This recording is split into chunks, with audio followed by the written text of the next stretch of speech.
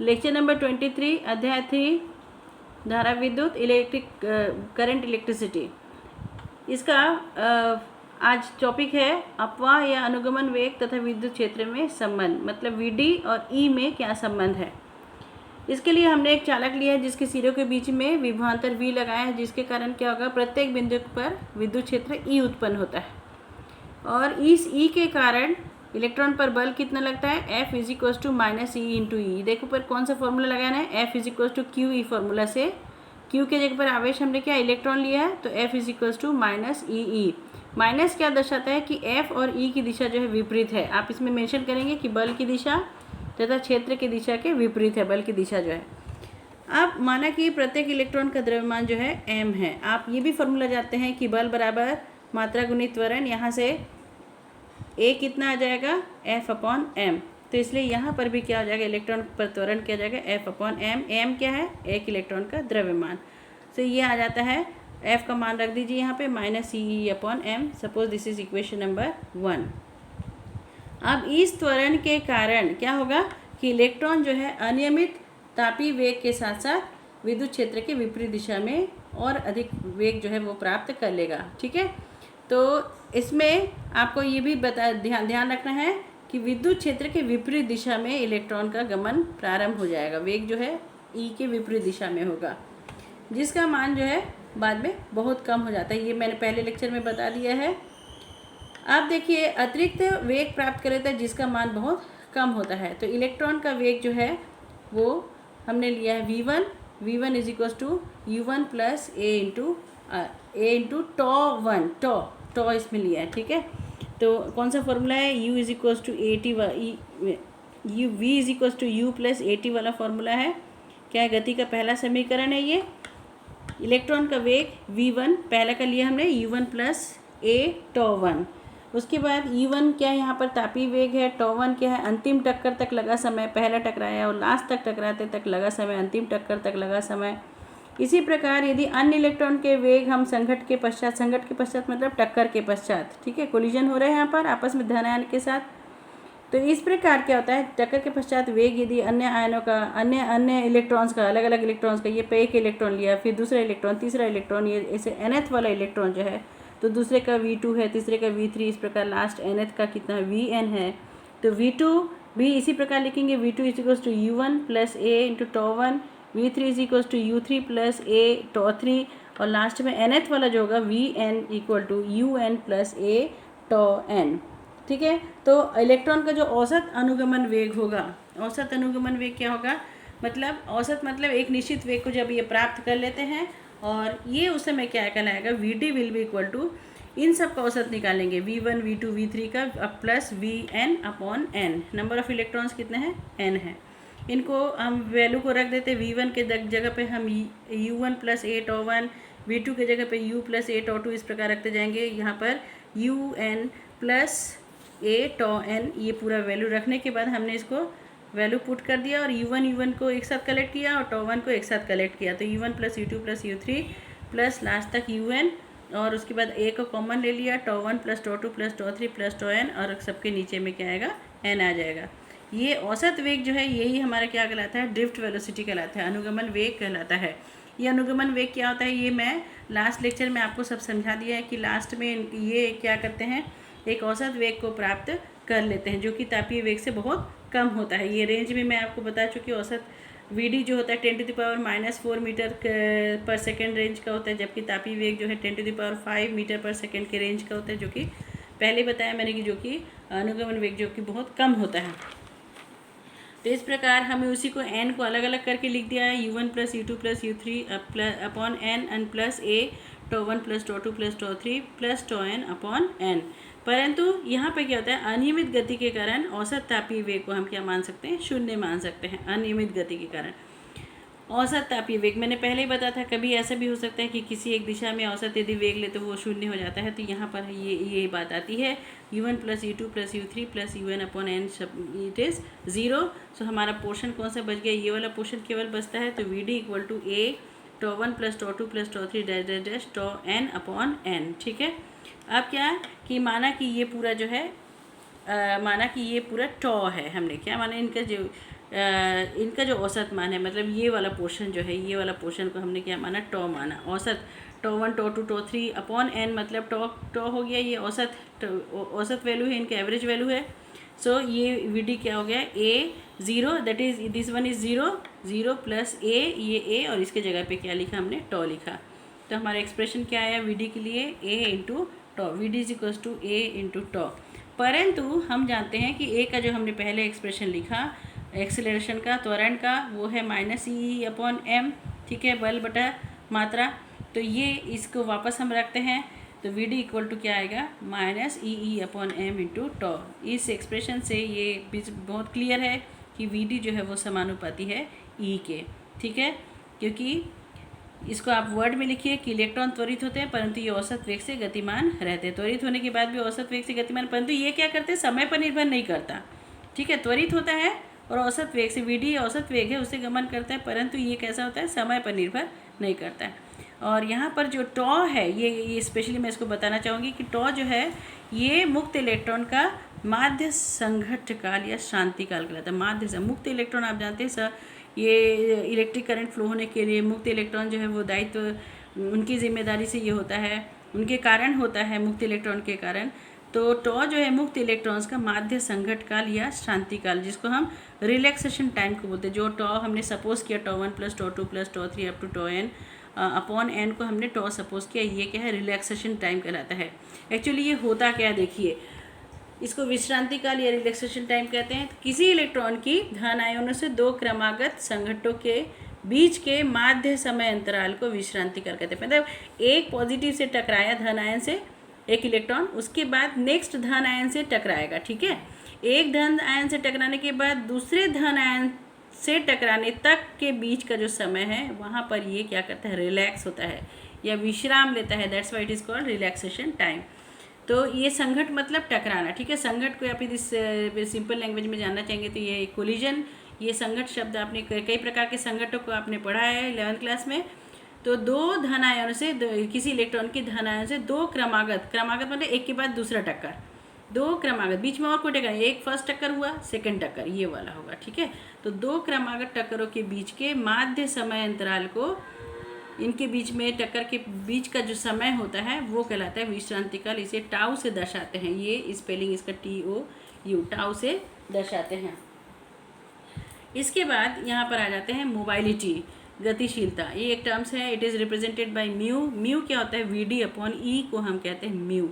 आप VD का formula जानते हैं, VD इज इक्वल्स टू, देखिए यहाँ पर VD का फॉर्मूला जानते हैं आप, E अपॉन m इंटू टॉ। आप E के जगह पे Q आवेश है, ये इलेक्ट्रॉन पर आवेश है इसलिए E लिखा। हम ऐसे आवेश को यदि जनरल वे से लिखेंगे तो हम E के बदले में, हम इस E के बदले में क्या लिखेंगे, Q लिखेंगे। तो VD का फॉर्मूला से यहाँ पर रखा मान को QE और QE टॉ अपॉन m और एक E आ जाता है। तो यहाँ पर क्या आ जाएगा, E कैंसिल हो जाएगा, Q टॉ अपॉन m हो जाएगा। म्यू हमेशा धनात्मक होती है, याद रखेंगे इस बात को, ये इंपॉर्टेंट है। यहाँ पर देखिए मैंने स्टार बनाया। तो एकांक विद्युत क्षेत्र के, ठीक है, एकांक विद्युत क्षेत्र के, एकांक विद्युत क्षेत्र मतलब एकांक विद्युत क्षेत्र के अपवाह वेग के परिमाण को, ठीक है, एकांक विद्युत क्षेत्र का पर E कितना होता है, VD का मान, ठीक है, ये कहलाता है म्यू। एकांक विद्युत क्षेत्र के अनुगमन वेग के परिमाण को गतिशीलता कहते हैं। परिमाण लिखने का मतलब है कि हम हमेशा इसके क्वांटिटी को लेंगे, ठीक है, कितना मात्रा है उसको लेंगे। इसका मात्रक होता है मीटर स्क्वायर पर वोल्ट सेकेंड होता है, ठीक है। ये मोबाइलिटी आपको यहाँ पर पता है, बाद में इसका यूज़ होता है अलग चैप्टर में, जब हम सेमीकंडक्टर थ्योरी पढ़ेंगे उस समय यूज़ होगा ये।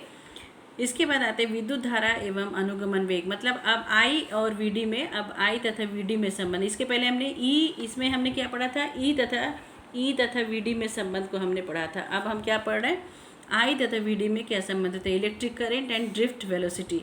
यहाँ पर देखो हमने एक चालक PQ लिया है जिसकी लंबाई की, ये चालक की लंबाई जो है L है। इसका जो अनुप्रस्थ काट है, अनुप्रस्थ काट मतलब यहाँ पर से यदि हम यहाँ से काट देते हैं ये वाला पोर्शन मान लो, तो ये कहलाता है इसका अनुप्रस्थ काट। ये इसका क्षेत्रफल जो है ये कितना है, A है, ठीक है। तो चालक की लंबाई जो है L है, अनुप्रस्थ काट का क्षेत्रफल A है। इसमें क्या आता है, चालक का आयतन, आयतन आप जानते हैं क्षेत्रफल गुणित लंबाई होता है, तो A इंटू L हो जाएगा। तो चालक का आयतन क्या लिख सकते हैं, A इंटू एल। इसके बाद हम लिखते हैं, माना कि चालक के एकांक आयतन में मुक्त इलेक्ट्रॉन की संख्या n है। इकाई आयतन में, ठीक है, ये याद रखना है आपको, इकाई आयतन में मुक्त इलेक्ट्रॉन कितने हैं, n है। इकाई आयतन से आप अर्थ समझ गए होंगे। तो इकाई आयतन में उपस्थित इलेक्ट्रॉन कितने, मुक्त इलेक्ट्रॉन n है। तो संपूर्ण चालक में मुक्त इलेक्ट्रॉन की संख्या, इकाई एक आयतन में कितना है, एक आयतन में n है, तो कितना टोटल आयतन अपने पास है, Al, तो उसमें क्या हो जाएगा, n इंटू Al, ठीक है, ये लिखा मैंने। तो संपूर्ण चालक में मुक्त इलेक्ट्रॉन की संख्या n इंटू Al। अब एक इलेक्ट्रॉन पर आवेश यदि E है तो कुल आवेश कितना हो जाएगा, कुल आवेश एक पर एक इलेक्ट्रॉन पर आवेश E है तो क्या हो जाएगा, कुल आवेश Q का मान क्या हो जाएगा, अपने को मुक्त इलेक्ट्रॉन की संख्या मानी, कुल आवेश हमारे पास कितना है, यहाँ पे मुक्त इलेक्ट्रॉन की संख्या कितनी है अपने पास, ALN है, ठीक है, इतने सारे इलेक्ट्रॉन है अपने पास। एक इलेक्ट्रॉन पर E आवेश है तो कुल आवेश विच इज़ Q, ये क्या जाएगा, ALN और एक और E आ जाएगा, ठीक है। यदि विद्युत क्षेत्र के कारण चालक में इलेक्ट्रॉन का ड्रिफ्ट वेलोसिटी VD है, हम सपोज मान रहे हैं कि विद्युत क्षेत्र हमने लगाया है, देखो हमने बैटरी को जोड़ा है, प्लस एंड माइनस से ये जुड़े हुए हमने विद्युत क्षेत्र लगाया है, इसके कारण क्या होगा, संपूर्ण इलेक्ट्रॉन जो है एक औसत वेग से गतिमान हो जाएगा, और ये कारण आपको मालूम है। और ये औसत गतिमान वेग जिसको हम ड्रिफ्ट वेलोसिटी कहते हैं, सपोज ये कितना है, VD है, तो क्या होगा, हमको ये सूत्र मालूम है कि वेग बराबर दूरी बटा समय, या समय बराबर दूरी बटा वेग। यहाँ पर आ जाते हैं तो आवेश को चालक को पार करने में, मतलब L लंबाई को पार करने में कितना समय लगेगा, तो समय कितना होगा, समय बराबर दूरी, दूरी कितना है L, और वेग हमारा कितना है, इलेक्ट्रॉन का ड्रिफ्ट वेलोसिटी VD, ठीक है, ये ड्रिफ्ट वेलोसिटी आ गया। तो I कितना हो जाएगा, हमको ये मालूम है कि I क्या था, Q अपॉन T आवेश प्रवाह की दर। तो यहाँ पर Q का मान रख दीजिए, तो ALNE और T की जगह पे हम क्या रख देंगे, L अपॉन VD। तो इस प्रकार L और L कैंसिल हो जाएगा, VD ऊपर आ जाएगा, I equal to ANE VD, ये हमारे I के लिए फॉर्मूला हो गया। ये हमारा क्या है, रिक्वायर्ड संबंध निकल गया, I equal to NEA VD, ठीक है। हम जो संबंध निकालने जा रहे थे I और VD में, ये संबंध है। इसके बाद एक टर्म पे आ जाते हैं धारा घनत्व, धारा बटा क्षेत्रफल, ये कहलाता है धारा घनत्व। इसको J से रिप्रेजेंट करते हैं। हमने धारा का मान निकाल लिया, NEA VD अपॉन क्षेत्रफल कितना है, A और A कैंसिल हो जाएगा, हमको J कितना मिलेगा, NE VD मिला, ठीक है।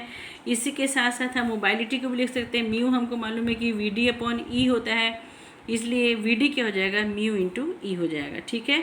परंतु I क्या है, NEA VD हमें अभी निकालना, I इक्वल टू, तो NEA VD के जगह पे आप क्या लिख सकते हैं, म्यू, ठीक है। तो ये क्या होगा, मोबाइलिटी में ये क्या है, ये है रिलेशन बिटवीन किसके बीच में रिलेशन है, ये है रिलेशन I और म्यू के बीच में ये रिलेशन है, ठीक है। मोबाइलिटी मतलब गतिशीलता, कौन गतिशील है, यहाँ पे इलेक्ट्रॉन गतिशील है, इलेक्ट्रॉन के गति के कारण विद्युत धारा बह रही है, तो ये मोबाइलिटी किसी होगा, म्यू ई होगा, ठीक है। ई के हमने अलग से इसको दर्शाया नहीं, बाकी ये इलेक्ट्रॉन के कारण। आई का फॉर्मूला NEA म्यू ई, ठीक है। अब हम बात करते हैं अर्धचालकों की, थोड़ा सा आप यहाँ इसमें है, आपके इस पोर्शन में लिया गया है, बाकी ये जब सेमीकंडक्टर डिवाइस पढ़ेंगे तो समय। और मैंने आपको बताया कि अर्धचालकों में विद्युत धारा प्रवाह के लिए कौन जिम्मेदार होता है, होल भी होता है, और मैंने बताया था इलेक्ट्रॉन भी होता है। Holes are represented by P and electrons are represented by E, आप जानते हैं, ठीक है। ये आप जानते हैं मीन्स ये थ्योरी है सेमीकंडक्टर थ्योरी में, इसका डिटेल खूब ज़्यादा भी नहीं बताएंगे। तो I क्या होता है, अर्धचालकों में धारा प्रवाह किस के कारण होती है, होल के कारण और इलेक्ट्रॉन के कारण, दोनों के कारण होती है, होल के कारण और इलेक्ट्रॉन के कारण। So total I can be written as IH plus IE, विद्युत धारा का प्रवाह किसके, होल में प्रवाहित होने वाली विद्युत धारा प्लस इलेक्ट्रॉन के थ्रू प्रवाहित होने वाली विद्युत धारा से, इस प्रकार से हम लिख सकते हैं। और माना कि टोटल नंबर ऑफ इलेक्ट्रॉन कितने हैं, n है, और माना कि टोटल नंबर ऑफ होल कितने हैं, p है। तो इसी फॉर्मूले को हम देखो क्या लिख रहे हैं, हमने NE ये वाला पोर्शन को E के साथ और A को एक साथ लिखा, म्यू और n को हम एक साथ लिख रहे हैं, ठीक है। तो अलग अलग लिखेंगे, हमने E ये हमने निकाल लिया। अब केवल हमको बचा क्या है, n और म्यू बचा है, तो n के साथ म्यू E प्लस होल है ये, तो p के साथ म्यू h, ठीक है। देखो इसकी ये n है, ये h है, इसकी लंबाई देखो इसमें ज़्यादा है, ठीक है, ये थोड़ा देख लेना आप लोग। तो हमने क्या कर दिया, इलेक्ट्रॉन के साथ म्यू ई को एन के साथ plus P number of holes हैं, तो पी कितने, ए के लिए इतना म्यू ई है, तो एन के लिए क्या हो गया, एन म्यू, हम ये एन और म्यू ई को एक साथ लिख रहे हैं, एन और इस म्यू ई को एक साथ लिख रहे हैं। तो एन क्या है, टोटल नंबर ऑफ इलेक्ट्रॉन, और इलेक्ट्रॉन के कारण ये म्यू ई कर दिया अलग से, और टोटल नंबर ऑफ होल कितने हैं, पी है, तो ये हो गया म्यू एच। तो अर्धचालकों के लिए आई का मान होता है ई ए ई, एंड ये N times of mu E plus P times of mu H.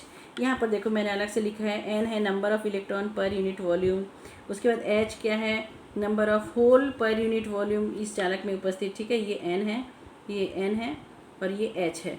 उसके बाद म्यू एन जो है होल और इलेक्ट्रॉन की मोबाइलिटीज़ है, ठीक है, दोनों की अलग अलग मोबाइलिटीज़ है। आई एच और आई एन जो होल तथा इलेक्ट्रॉन के कारण बहने वाली धारा है, ठीक। ये अर्धचालकों के लिए ये फॉर्मूला जो है, तो ये फार्मूला का, इस फार्मूले का जो डेरिवेशन है ये आईएमपी है, याद रखेंगे आप लोग, सिंपल है ये। इसके बाद आ जाते हैं ओम्स के नियम पर। क्लास 10 से आप लोग ओम्स का नियम पढ़ रहे हैं, मैंने आपको पढ़ाया है, it is given by George Simon Ohm, ठीक है, जॉर्ज साइमन ओम के द्वारा दिया गया ये नियम। और आपको ये भी मालूम है कि यदि किसी चालक की भौतिक अवस्थाओं में, कोई भी चालक लिया जिसकी भौतिक अवस्था, लंबाई बोलो, ताप बोलो, क्षेत्रफल बोलो, यदि हम परिवर्तन ना करें तो उसमें प्रवाहित होने वाली विद्युत धारा उसके सिरों पर लगाए गए विभवांतर के समानुपाती होता है, मतलब वी समानुपाती होता है आई के। तो ये आप बिल्कुल क्लास 10 से इसको पढ़ते आ रहे हैं कि यदि किसी चालक की भौतिक अवस्था में परिवर्तन न हो तो उसमें प्रवाहित होने वाली विद्युत धारा उस चालक के सिरों पर लगाए गए विभवांतर के समानुपाती होते हैं। वी समानुपाती आई, वी बराबर होगा आई और आर। तो वी और आई के बीच में एक ग्राफ खींचते हैं जो कि एक सरल रेखा प्राप्त होता है, ठीक है, जो कि मूल बिंदु से होकर जाता है। और यहाँ पर जो आर हमने यूज़ किया ये एक समानुपातिक नियतांक है, और यही आर का नाम क्या है, प्रतिरोध, ठीक है, और इसकी इकाई क्या है, ओम। यहाँ पर आर की बराबर क्या हो जाएगा, वी अपॉन आई हो जाएगा, ये कहलाता है ओम। तो ये सरल रेखा जो कैसी, मूल बिंदु से सीधी सरल रेखा होगी, रेखीय ग्राफ, सरल रेखीय ग्राफ होगी ये।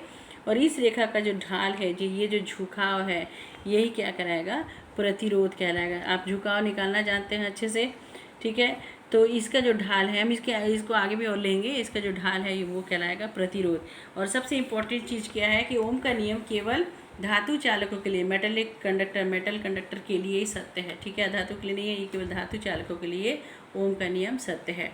इसके बाद ओम के नियम की व्युत्पत्ति, इनके संदर्भ में हम ओम के नियम की व्युत्पत्ति, माना किसी चालक की लंबाई एल है, वापस फिर वैसे ही ले रहे हैं, चालक का जो अनुप्रस्थ काट का क्षेत्रफल है वो है, इस चालक में मुक्त इलेक्ट्रॉन की संख्या n है, चालक के सिरे पर हमने क्या लगाया है, वी विभवांतर लगाते हैं, जिसे हमारा वी विभवांतर लगाने से चालक में विद्युत क्षेत्र उत्पन्न हो जाता है, उसका मान है ई है, ठीक है।